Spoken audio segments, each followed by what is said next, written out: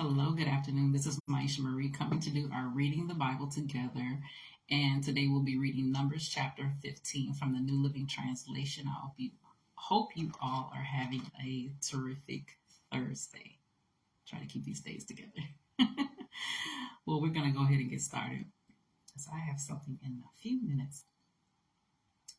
Then the Lord told Moses, "Give the following instructions to the people of Israel. When you finally settle in the land I am giving you, you will offer special gifts as a pleasing aroma to the Lord. These gifts may take the form of a burnt offering, a sacrifice to fulfill a vow, a voluntary offering, or an offering at any of your annual festivals.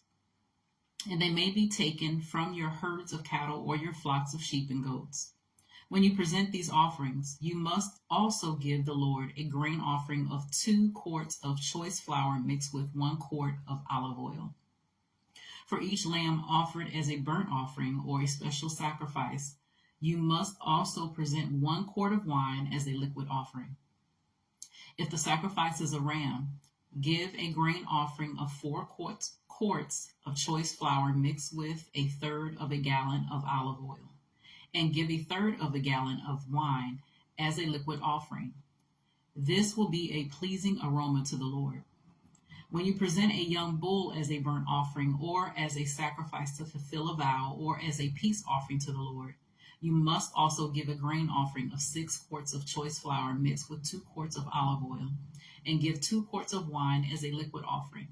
This will be a special gift as a pleasing aroma to the Lord. Each sacrifice of a bull, ram, lamb, or young goat should be prepared in this way. Follow these instructions with each offering you present. All of you native-born Israelites must follow these instructions when you offer a special gift as a pleasing aroma to the Lord. And if any foreigners visit you or live among you and want to present a special gift as a pleasing aroma to the Lord, they must follow these same procedures. Native-born Israelites and foreigners are equal before the Lord and are subject to the same decrees. This is a permanent law for you, to be observed from generation to generation. The same instructions and regulations will apply both to you and to the foreigners living among you." Then the Lord said to Moses, "Give the following instructions to the people of Israel. When you arrive in the land where I am taking you, and you eat the crops that grow there, you must set some aside as a sacred offering to the Lord.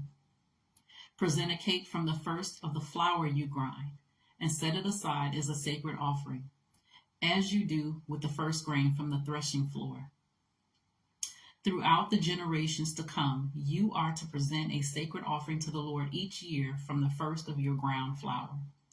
But suppose you unintentionally fail to carry out all these commands that the Lord has given you through Moses. And suppose your descendants in the future fail to do everything the Lord has commanded through Moses. If the mistake was made unintentionally and the community was unaware of it, the whole community must present a young bull for a burnt offering as a pleasing aroma to the Lord. It must be offered along with its prescribed grain offering and liquid offering, and with 1 male goat for a sin offering. With it, the priest will purify the whole community of Israel, making them right with the Lord, and they will be forgiven. For it was an unintentional sin, and they have corrected it with their offerings to the Lord, the special gift and the sin offering. The whole community of Israel will be forgiven, including the foreigners living among you, for all the people were involved in the sin. If one individual commits an unintentional sin, the guilty person must bring a 1-year-old female goat for a sin offering. The priest will sacrifice it to purify the guilty person before the Lord, and that person will be forgiven. These same instructions apply both to native-born Israelites and to the foreigners living among you. But those who brazenly violate the Lord's will, whether native-born Israelites or foreigners, have blasphemed the Lord, and they must be cut off from the community. Since they have treated the Lord's word with contempt and deliberately disobeyed his command, they must be completely cut off and suffer the punishment for their guilt. One day the people of Israel were in the wilderness. They discovered a man gathering wood on the Sabbath day. The people who found him doing this took him before Moses, Aaron, and the rest of the community. They held him in custody because they did not know what to do with him. Then the Lord said to Moses, "The man must be put to death. The whole community must stone him outside the camp." So the whole community took the man outside the camp and stoned him to death, just as the Lord had commanded Moses. Then the Lord said to Moses, "Give the following instructions to the people of Israel. Throughout the generations to come, you must make tassels for the hems of your clothing and attach them with a blue cord. When you see the tassels, you will remember and obey all the commands of the Lord instead of following your own desires and defiling yourselves, as you are prone to do.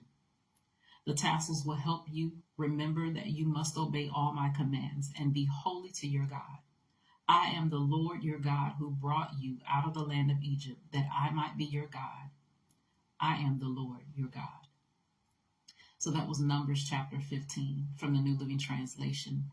Continue to search the scriptures daily to see what is true. Allow Holy Spirit to illuminate the word to your heart, to your mind, to your soul, bringing knowledge, understanding, and wisdom, and most of all, revelation of who God truly is, his nature, his character, and how much he truly, truly loves you. You guys take care.